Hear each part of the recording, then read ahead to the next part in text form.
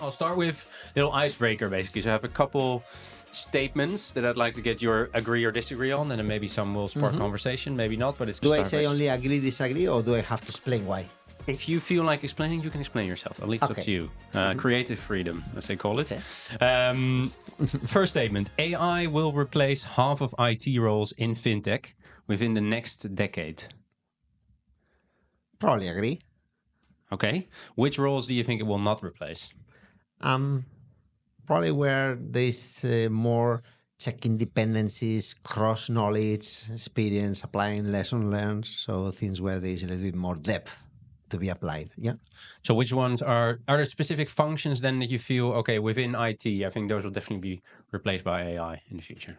Yeah, anything that is perhaps repetitive, no? So if you think of producing software that is basic, not complex software that could be just taking a template and applying it for a new use case, or things like IT monitoring, where you could basically feed data into a model, and the model would automatically identify things that might be signals that something is not working well. So that can be done by a model automatically. There are solutions that are doing that. So it's just scaling it up, and then it will replace more people. Yeah. Makes sense. Yeah. All right, great. Well, we'll talk about AI later on a little bit more. So second statement, and most fintechs prioritize speed over security, and it's going to come back to bite them.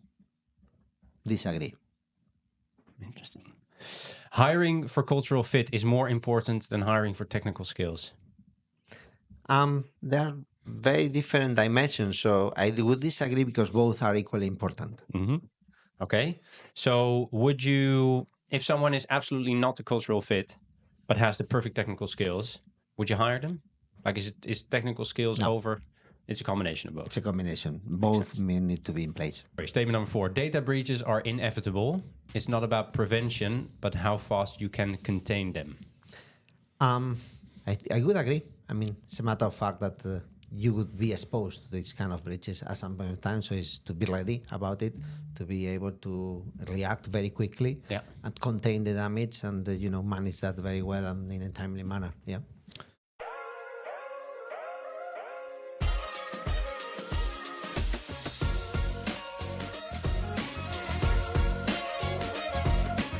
Hello and welcome back to another episode of In Check with Fintech. This week we're thrilled to be joined by Felipe Peñacoba Martinez, Chief Information Officer at Revolut Bank, as he hosts us at their London headquarters. Felipe has been the Chief Information Officer and the Management Board member at Revolut Bank since his start in June 2021. He brings over 25 years of experience in banking with a focus on technology and transformation. Felipe, who hails from Spain and holds an MA in economics, kicked off his career at Accenture before holding key roles at Santander, where he led integration efforts and served as UK's CIO for retail and business banking. Prior to joining Revolut, he was at Finastra as the Global Services Director for Universal Banking, overseeing client projects from their inception to providing ongoing support. Enjoy listening.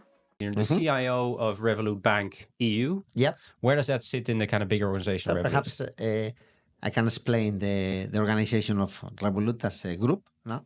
Revolut is already big enough because they are present in multiple geographies. So there was a point like 4 years ago where, out of Brexit mainly, but also because of the natural expansion internationally, Revolut had the need to create regional structures.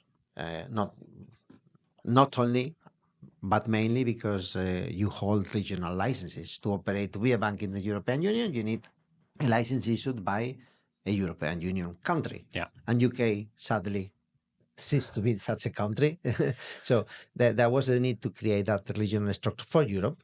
So there was a management board recruited. There was a chief exec, and then the typical C-level. So chief finance, risk, compliance, and myself for technology and operations. I also run BAU operations. So I was brought for that purpose 4 years ago to create that regional structure. So I'm kind of responsible for anything technology-related operations, BAU operations related in the European region, which is about 70% of the total of Revolut. Another 25% is the UK, and then the rest of the 5% is other geographies. So in terms of how I report or where I sit in the organization, my line manager, hierarchically speaking, is the chief exec of the bank in Europe, Joe. And functionally, I report to one of the two founders, which is Vlad, the group CTO, the group chief technology officer. Makes That's sense. kind of, Exactly. high level. So you joined 4 years ago in this role. Where was Revolut Bank Europe at the time? It was obviously doing great things. Yeah. Because Revolut has been doing great things from day one. But obviously it was much smaller, no? So at that time, we probably had not yet reached the 10 million customers mark. And now we celebrated recently 50 million customers. So phenomenal growth. I joined during the COVID time, so it was a little bit of a risky bet because Revolut was doing great things already, but in that kind of environment where there is a lot of uncertainty and the COVID was kind of pausing investment and the valuations of companies were kind of flat at that moment, it was like a risky bet. But they were doing great things, as I was saying, and the potential was really immense. So that kind of was what convinced me, and brought me to kind of try my luck here.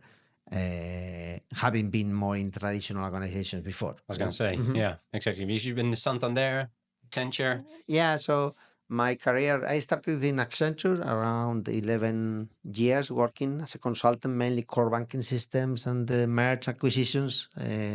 I'm very old, so I started in the late 1990s. Okay. Yeah, that was the time that where the top two Spanish banks were buying lots of banks outside Spain, so Latin America, but also in Europe. And there was a big demand on, doing integrations, bringing all the core banking systems and the target operating model of those banks into whatever countries or geographies they acquired banks, because there was a very clear business case of delivering synergies and delivering cost efficiencies on that.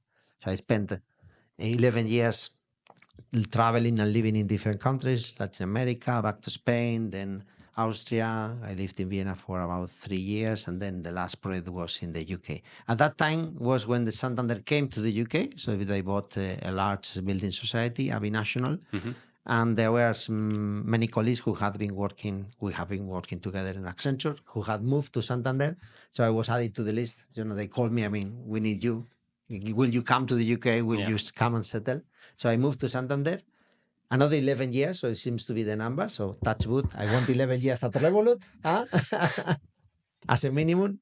And then I did projects at the beginning, so not a very different role than I was doing at Accenture, but internally. But then around half my journey at Santander, I took permanent roles, so all the way to becoming CIO for retail and business banking in Santander UK. Then I went to Finastra, which is a little bit of midway between a traditional bank and Revolut. And at that time is when the Revolut contacted me with this opportunity, the need to create the regional structure for the European Union just after Brexit. And it was, very attractive for opportunity from all different angles. I couldn't say no. Makes sense. And here you are. I am. It's interesting. I think you have that perspective as well from the bigger corporates and bigger organizations. From what you've done there to where you are now, what do you leave behind that you won't bring to Revolut, and what have you seen there that you do bring to Revolut? Yeah, so I always say that the thing that actually is more different, that makes probably Revolut unique is the pace at which we can innovate and change things and introduce change. And how we are not afraid of failing. Because if you really want to do great things, you need to be prepared and actually welcome failure. For every single thing you see that Revolut does well, we may have tried 5 or 10 things that didn't work out. Obviously, we didn't publicize those that don't work out. You only hear about the ones that we do well. But that kind of mentality of really failing fast, trying new things, be flexible, constantly reiterate, try things, listen to customers very quickly. The intensity and the pace at which we do that, well, I think it is impossible to replicate in a traditional organization, any traditional big bank, because there are so many silos, so many organizational legacy, and the mindset of the people is totally different. So I could say that is the one thing that I wouldn't bring into Revolut is that kind of trying to be perfect in every single thing you do, trying to know every single angle, every single line of code reviewed before you go and test with customers. Because if you wait for something to be perfect, surely it's gonna be too late. Yeah, true. I can see that definitely. Yeah, but is that then? I mean, it sounds like probably the biggest hurdle to what you see here with regards to failing fast is maybe the mindset of the people that you had Yeah, in I more think it's the traditional. mindset of the people and the culture of the organization. It's not something, our culture and our values is not only something that we write and put on our walls. You may have seen some Yeah. in the office today, no? Is that something that we really live and breathe on every day and we really show with example from the top to every single one in the organization. So when we say get it done, we really mean it. So if we have a problem to resolve, we try to find the simplest possible way, effective way to resolve the problem, and then we go and deliver. We don't spend a lot of time on just the process or in getting a very detailed assessment of all the potential alternatives. We are really geared to, okay, this is a problem. It's a real problem. We understand it's impacting our customers or it's impacting the company, and we get together and we solve it. So with the velocity at which we are able to address problems and reiterate different solutions until we find a way to solve that is something that I haven't seen in any other traditional organization. So that the speed velocity is what you see is different from what it was before, but they obviously hired you for the experience you have. What is it that you take with that you are trying to replicate here to what you have done before? Well, obviously, the experience of having worked in the banking market before, the dependencies, the understanding of what regulators expect from a bank, especially now that we have grown so fast that as of 1st of January last year, we are a significant bank in Europe, meaning that we are directly supervised by the ECB. So that kind of, let's say, maturity, if you like. No, I don't mean that I'm old, although I'm becoming a bit older. That kind of thing is a good complement to that energy and that youth and that kind of ability to break things, make noise, and deliver things that Revolut had before me and will have even if I leave. No, that's I think I'm talking about myself, but I'm also talking about colleagues who joined also some of the senior management position at Revolut. This was a complement to that kind of energy and vitality that already exists. Yeah. Yeah, I feel from my perspective, that's probably what makes companies like Revolut so successful is that they have a new view on a traditional way of an industry or a way of working or on banking in this case. So I guess indeed having your view on what traditional banking looks like versus the new perspective on what it should look like is the perfect combination for making a company. I think our founders like to explain it in a way that Revolut, yes, is a family or a company or organization, but it's kind of a collection of many different smaller startups, no? So we are very product driven, very customer centric, which means that we have a multitude of product teams, typically small teams, 10, 12, 15 people, who are given a problem or a product to deliver. And they are given most of the resources and most of the access that they actually need to deliver that. So they have their own engineers, their own data scientists. Sometimes they have a compliance manager, a risk manager. So they are actually autonomous or independent to work on that. And they are given a particular goal, which typically is deliver this product, make it successful. If it doesn't work, plug it off, try the next thing. And when Revolut has been growing, basically what we have been doing is adding more, creating more of those teams, but without making the existing teams much bigger. So that has preserved that startup mentality, that kind of agility and ability to move fast and try things really fast, and then benefit from the accumulated throughput or outcome of so many teams delivering. No, so it means that we have perhaps a much bigger, let's say, production line, but with many different parallels lines producing output, rather than having a big set of teams that then creates inertia, creates much more bureaucracy, and creates more vested interests that typically create or make larger organizations to be more bureaucratic, slower. Yeah, that thing is something that Revolut has been able to avoid, even though we are relatively big now and we have over 10,000 employees already. So that modularity is almost like siloed, but in a good way. Yeah. I mean, we like to kind of refer to the Conway's law, no? That the Conway's law says something like your systems and your architecture reflect the organization of the company. You know, I think I like to believe that in this case is kind of the inverted Conway's law, because we build our systems to be very modular. We used from the very beginning all the modern technology, cloud-based APIs, microservices, domain-driven architecture from the technology point of view and process. And then we built the organization. We created the teams to mirror that somehow. So I don't know what was first, the technology or the organizational view, but they are very well married together. And that means that we have preserved that kind of agility and velocity, and as I was saying, the startup mentality, which is so powerful. Yeah, which is super impressive, obviously, for a company that is 10,000 employees now. Yeah, around 10,000. Yeah. How has it changed your leadership style, this kind of way of working or the setup that Revolut has compared to maybe what you've seen before? Oh, it was tough. I mean, I think it's, we always say that we are very honest that Revolut is a very demanding company. No, and it's very tough in terms of what is expected from you, and the value that you bring into the organization. So, at the beginning, for me, it was very difficult to adapt to that kind of intensity and pace, because I came from environments where you had to have everything under control. I mean, I had a lot of committees, and everyone had to come to me as a CIO to get approvals for every single change, and sometimes they were small changes, and I had all the information. That only slowed down the organization. So when I came as a CIO and I had that title, I could perhaps at the beginning think, okay, I need to control of that. And at the beginning, when I saw so many things happening, so much change, so many great things being delivered, so many news, all the comms teams, every single day we push something, a new story. I said, well, I have to know of all of that. So, and I then realized quickly that I couldn't replicate that, no?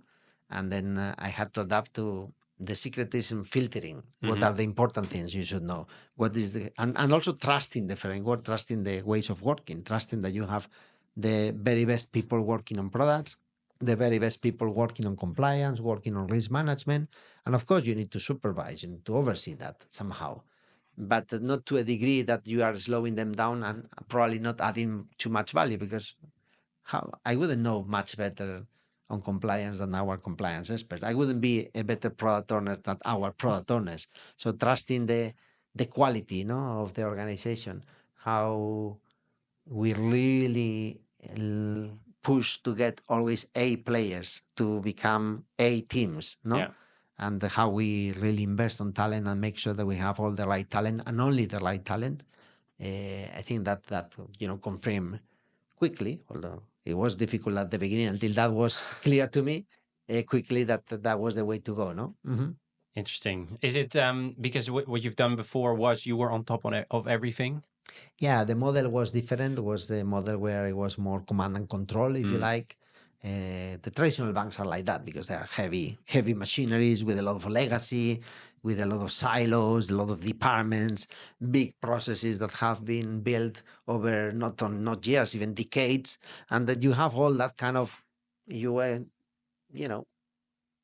suboptimal processes, if you allow me to say that.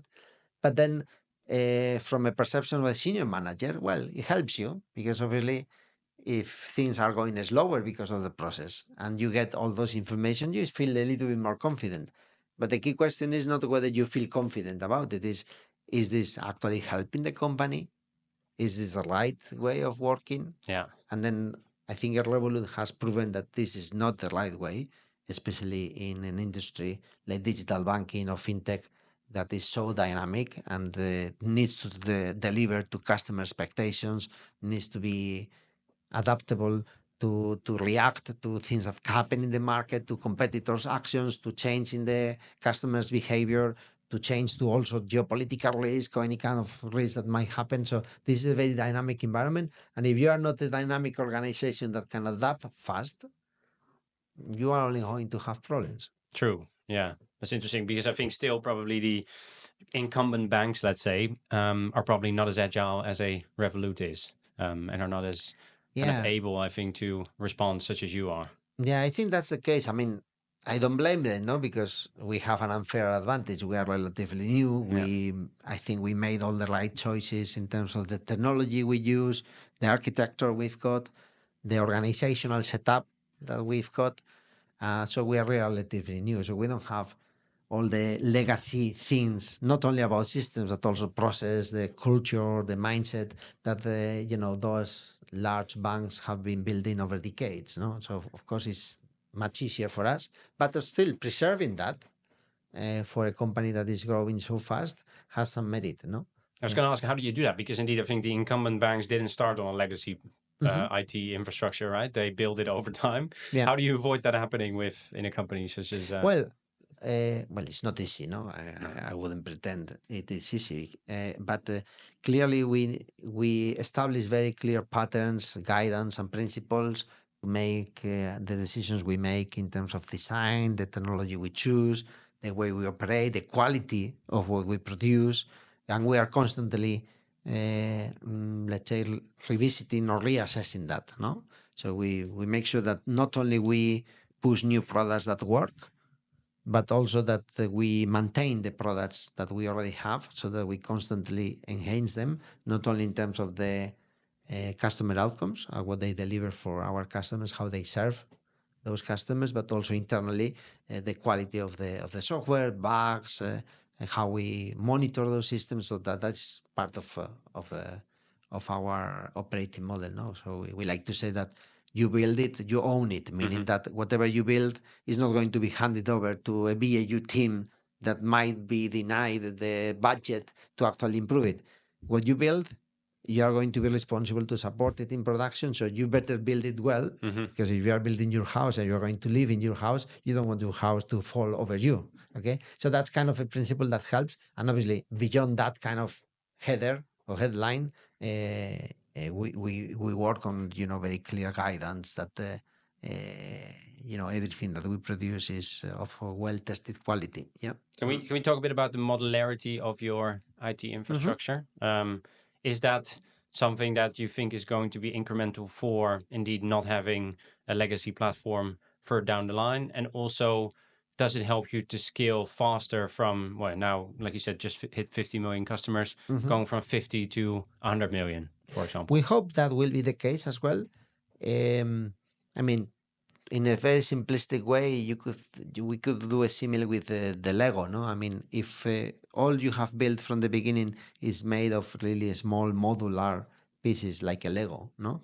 And then you need to scale it 2 times, 3 times, 4 times. Well, typically, if you preserve that kind of structure, that kind of architecture, it's easier, no, to keep on building, to keep on adding. You just need more Lego pieces, the one that you need for complementing your offering. But at the end of the day, it is compatible. You can actually keep on adding. And if you make a mistake with some Lego pieces, when it's easy that you remove them and you replace them. You don't need to redo the whole stuff. It's not a monolithic architecture. No. It's not that by having to change something of this big castle or whatever you have built, you need to redo it. It's because there's a modular concept that allows that replaceability of each of the pieces or each of the components. That's kind of at a very high level. This is the concept of what we do when we build through a domain-driven architecture with modularization, making sure that the components are as granular as possible, as well understood as possible, stay within their domain, have clear ownership.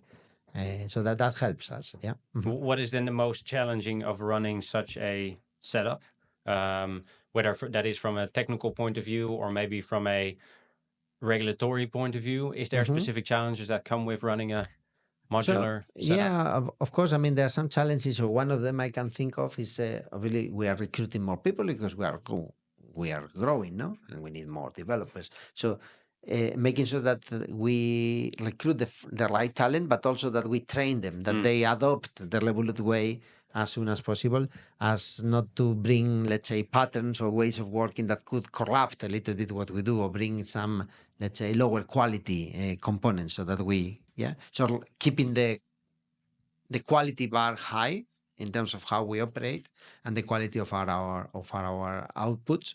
It's important. Another thing is that in front of regulators, if they want to see, they want to not only hear that we do this well, but they want to see the evidence. Okay. So sometimes when you operate very much vertically on product-led organizations, and the horizontal lines are more like the guarantors and providing guidance and a relatively light enforcement, regulators are used to work with traditional banks, and they want to see, okay, how do you review every single software change that you put in production? And the simple answer is, well, I don't need to review every single change. There is a policy and there is a way to understand which are the complex and the more, let's say, high risk changes that is heavily automated.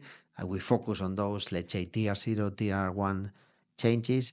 We do a lot of automation that, if there is an automated test happening on the new version of a mobile app from Friday to Sunday, because the new release will be distributed or will be published on a Monday for distribution starting on Tuesday, that's all automated. If something goes wrong with that, it will be flagged. If it is not flagged, you need to trust the model that it has gone through. Yeah. Okay. I have my doubts on whether we'll see traditional banks accepting that model, no, because they are built in a different way. So that's part of how you need to kind of adapt, and it creates a challenge if you need to produce sufficient evidence, and you need to kind of share and convince the regulators that this is a model that is alternative to how traditional banks do it, but also in our mind is actually more effective. Yeah. But the regulators are not don't often seen this way of doing banking. So I was going to ask, how is the cooperation been with regulators who maybe don't have the deep technical understanding that you have? You still have to explain that this is... this is a perception that the regulators don't have the technical understanding. Well, you would be surprised that they do. Perhaps not every single one of them, but they do have really good skills. They have very good talent, and they have very good resources. I mean, now that we work with the ECB quite tightly, they have, I think, more than 5,000 staff members, and they have really good experts on all the domains that touch banking. So they really have the knowledge, and they are genuinely interested or genuinely curious about how Revolut operates, how Revolut is able to do all this. Is actually plugging into one of their key priorities for the next 3 years. They call it the digitalization agenda. They believe that the traditional banks must digitalize much more. They must use the cloud. They might embrace new architectural systems, because this is how they will be more resilient in the future. This is how they will be more cost effective. And then it will contribute to the ultimate goal of a regulator, which is ensuring that their banks are viable. They are here to stay. Yeah. So they're really genuinely curious about how we operate. Obviously, they do their job, and if they see something that they don't like, they would tell us. Of course, and then we work together to improve even further. So I see that collaboration with regulators as one of the forces that actually helps Revolut even mature, if you like. Yeah. So we welcome regulators because they help us keep us in check, making sure that we do not only the right things, but also that we do those things right. Which is always the dichotomy. We could be doing all the right things for our customers because we are constantly in touch with them, and we understand what they might be expecting from a digital bank like us. But also we need to do all that in a right way, in a compliant way, with a robust risk management, with very safe and protected in case of data or in case of system security, and all that is what we want to do, and all that is what regulators help us making sure that we understand and deliver. Yeah. I guess in some ways you're probably the poster child for them, because you are further advanced in terms of technology than some of the incumbent banks are, which is where they are trying to get the incumbent banks to. Correct. It could be that this is a little bit of a challenge in certain ways, but I think it's a challenge that they welcome. Yeah. Because on theory, they have to be ready for that. They have to tell all the banks to modernize. So what better way to understand what being a modern bank is than having a real bank that operates already in that modern way, like Revolut. So their guidance or their ideas of how to use the modern technology, how that contributes to resilience or contributes to cost effectiveness. Well, they can actually double check them or prove them with a real example. Yeah, interesting. And we spoke at the beginning, we've had a statement about AI. So maybe let's talk a bit more about kind of your products within that space. So that was AI more internal, but externally, obviously, you have AI products, right, with the AI advisor. For you as a CIO of a bank, what are kind of the challenges with implementing these kind of AI products or these kind of AI tools? Well, obviously, we need to make sure that we understand the AI models and we control them. Okay, and in some cases, depending on whether you work with external companies, OpenAI, Google, Gemini, you need to make an effort because in some cases there is some black box elements, perhaps, or some things that you need to understand better. So, understanding the risk that using large language models or using AI, ML models bring into the equation, but also making sure that you are solving real problems. No, in some places there is like a need or a rush to use AI or LLMs just for the sake of saying we are using them. Yeah. But are you really solving a real problem? Does the problem really need LLMs or AI usage? So keeping in check with the teams that we are not in the hype of, well, we need to use AI for everything. We are really in the business of solving problems for our customers. And if the solution of that problem for the customer comes with AI, let's do it.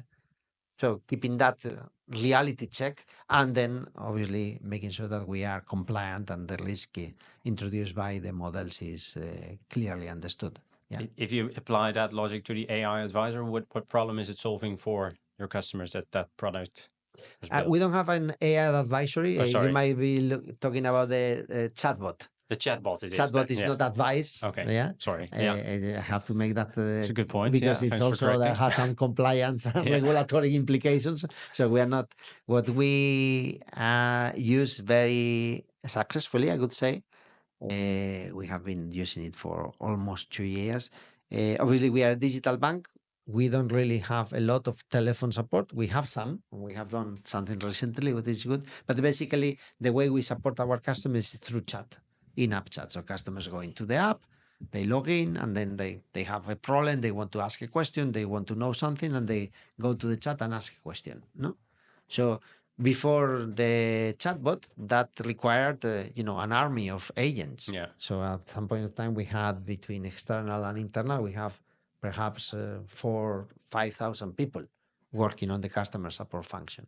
So, and that is when you have human beings, there is always some inconsistency. Yeah. So what the chatbot has brought is the ability to respond to customers faster, so real time. There is no waiting time. There is no queues. There is no telephone telling you are in position number 12.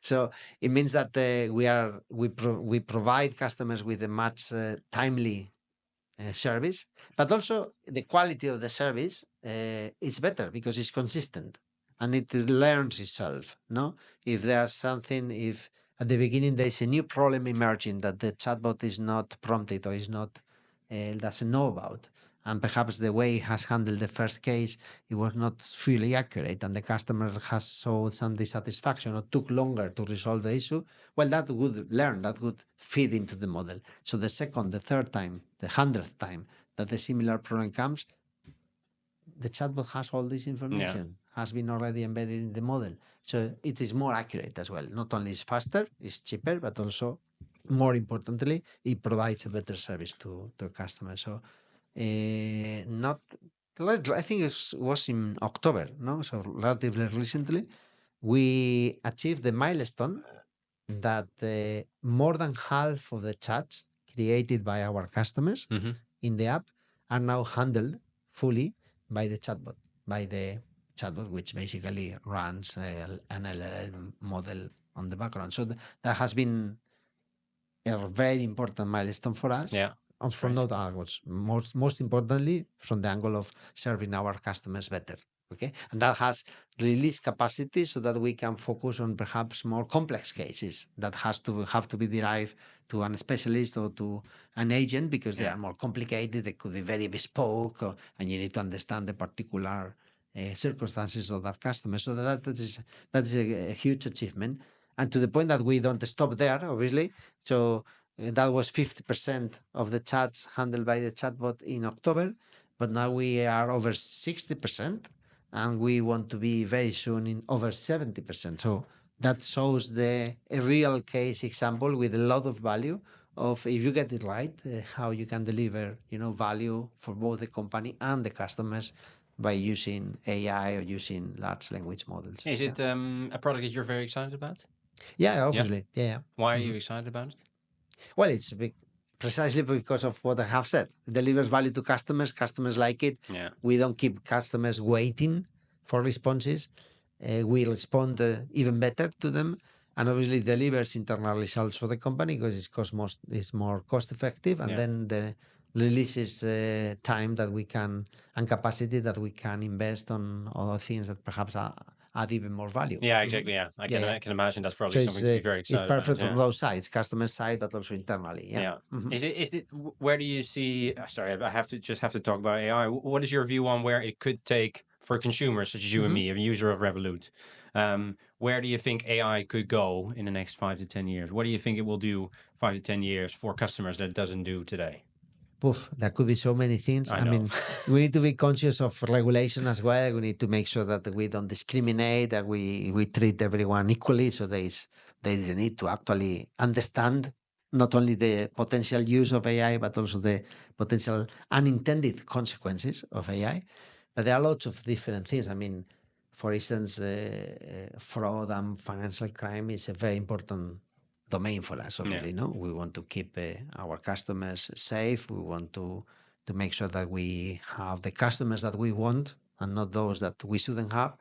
And AI has the potential, although it's something that we are only using progressively as we understand it's safe and we understand how it works. But it has the potential to help us a lot in terms of real-time monitoring of something that could be fraud or could be financial crime, and then be even more effective and faster into identifying and preventing these kind of things that we don't want in the society as a whole, and really we don't want happening in our bank. Yeah, it's interesting. I think how AI has been presented to us as a solution for everything. How do we replace everything, basically? It could probably at some point tie in with loyalty. It could tie in with seeing what kind of behavior you're going to do, what payment behavior you're going to do, what kind of investment behavior you're going to do. Have you understood the hype? I mean, you're the technical person here. Have you understood the hype of AI, or do you think it's a hype and will die down at some point? I'm not sure, to be honest. No, hype by definition is something that involves so many people that you don't know exactly. No. But I guess that I see a little bit of an inflation of expectations. No, you may be familiar with the curve, the Gartner curve for innovation. That this is a curve that whenever there is a new very promising technology, the curve jumps and the expectations is at the peak very quickly, goes to the peak. And then there is always like a declining, almost as fast as it went up, it goes down, no? And then there is a moment where if that technology is actually useful, then it starts picking up more gradually and it reaches that a plateau of productivity is calling the curve. So I'm sure that AI will reach that plateau of productivity. I don't know how high or how fast, but I'm sure that it has a lot of potential that will be realized, no? But how much is that? I don't know at what level we'll get, no? No, exactly. But there will be lots of uses. And also internal uses. I mean, everywhere you see how AI could help the productivity of so many teams.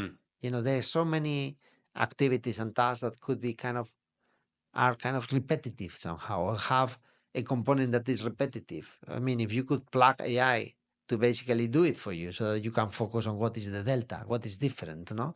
So we are kind of piloting. We could do it, for instance, in our legal function to draft T's and C's or to draft some contracts with third parties. There are lots of clauses that are just the same. You just need to change the word, but current account by savings account. But things, there are lots of clauses that are just the same. You just need to put some variables, and then there is sections of those season contracts that are bespoke and are specific. So you will always need someone, a human being writing, but all the rest could be written for you. Just by prompting some parameters. We're talking here about the contract of payment services provision. The regulator is the EBA clearing in Europe, and the country where the contract is going to be signed is Netherlands. You put that, and then an AI tool could give you half of the contract with all the right clauses about data sharing, data protection, audit rights, termination rights, and it would be legal. It would be compliant because they will have access to all the regulation. That could save a lot of time, as an example. Yeah. So in terms of internal productivity, I'm sure that AI will help a lot in terms of being able to use the time of our talent in higher value activities. How do you talk about AI to your kids today? Do you tell them this is the most important skill you need to master to be resilient or successful in your future career? My kids will talk to me about it. Probably they know more. I have 3 daughters, but they are already kind of uni or finalizing uni. Yeah. And they have been raised in this digital era. And, believe me that they know much better than me to use many of these as an end user, at least. They know better than me how to use all these tools that are, it's impressive how they manage all the things. In the broader sense then, do you think if you hire people here for Revolut, is mastering or knowing of understanding AI the most important technical skill to have these days? Talking about the hype you were referring to, so I would say it's a wider skill, is how to understand data and use it in a smart way. Because if you only focus on AI as a model, the model is worth nothing if you don't have data to feed into it, no? If the data you've got is rubbish or is not consistent, is very poor quality, no matter how good your AI solution or AI model is, what you get out of it, it would be the same kind of rubbish, obviously. So what I think is really the message here is that as a skill, you really need to be able to understand data, assess the quality of the data, process data, and then build models, at scale to look at the data at the scale. Because visually you could do an spreadsheet, but if you have millions of records with, thousands of variables, obviously you need a model. And if you use AI or large language models, that basically allows you to actually understand that data, put that data into value and make quick decisions, get insights, use the data. But I wouldn't say it's just AI, it's understanding data, how you deal with data, how you assess the quality of the data, and then how you kind of, let's say, process the data in a way that can get an outcome. Yeah. And then, of course, now is through AI, through machine learning, through automated models, because of the vast quantity of data that we hold. But it's not only about AI, which is the model of the engine. It's more about the whole data usage and how you extract all the value from the data you hold. Yeah. Yeah, I think, and interesting. I think that there's a lot of awareness still that needs to be kind of created to, let's say, non-technical people like myself, for example, because we see the kind of AI models as the one source of truth. But they don't always give you the truth. They give you what they are trained on, and based on the data that they have on the back end, of course. So I think that's very interesting. One last question then, and this is again regarding technical skills, maybe more of a Revolut for anyone now who's thinking to, well, maybe it's not even technical skills. Just what do you think is the most important skill to have for anyone who wants to become part of Revolut? Cannot call out one single skill because really you need to be a well-rounded person. So you need to understand data, as I was saying. You need to be able to operate fast and to not to be afraid of failing. You need to have a very, let's say, scientific mindset in terms of experimenting. You need to be very curious as well. You need to be assertive in terms of pursue things and push things. And and of course you need to be very committed, the sense of ownership. So I cannot really call out one single thing, but all of that together is what makes a good Revoluter. Makes sense. Yeah, right. Okay. It's a combination of things. Yeah. So. You need to be laser focused on solving problems, and especially problems that affect our customers. So this is a combination of, characteristics. Thank you. I mean, it's exciting to see where Revolut has come. And I think especially to see in a lifetime to know when a bank started and being part of that, at least for me, I've seen when Revolut started and where they are now. And I think that's very exciting. You can't say that about all banks because a lot of these have been around for much longer. And it's great to hear as well, kind of your perspective on the technical side for a company such as Revolut, because that is obviously, I mean, it is a tech company in the end, right? So it is fundamental to the success of the business. So thank you for your time. It's been a pleasure. And we always like to say that for us it's still day one. We are only just starting. So perhaps in 5 years' time, you will come here and we'll be celebrating, 100 million customers or 200 million customers and another 20 banking licenses. So yeah, bear with us. I look forward to the invite. Thank you for tuning in to In Check with Fintech. If you enjoyed this episode, leave us a review on your favorite podcast platform or just drop a comment on YouTube. We'd love to hear your thoughts. Don't forget to subscribe as well and turn on notifications so you never miss an update. As we wrap up this episode, we challenge you to think about how you can stay ahead in this ever-evolving industry. Whether you're a passionate fintech professional or just generally curious about fintech, there's always something new to learn and explore. Let us help you stay up to date with all things fintech by tuning in to our episodes.